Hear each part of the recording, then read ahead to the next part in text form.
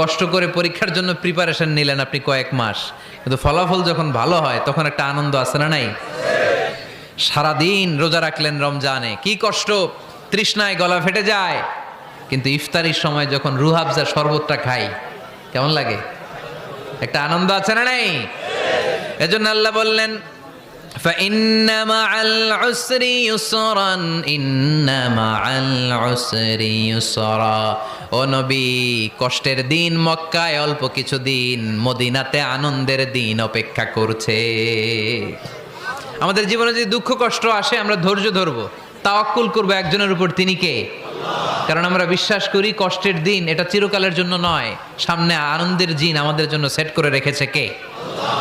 তাহলে আমরা সূরাতুল ইনশিরাহ থেকে 3টা নেয়ামতের বর্ণনা শুনলাম, বিশ্বনবীকে কি সান্ত্বনা দেয়া হলো সেটা শুনলাম। এবার 2টা গাইডলাইন শুনে তাফসীর আমরা শেষ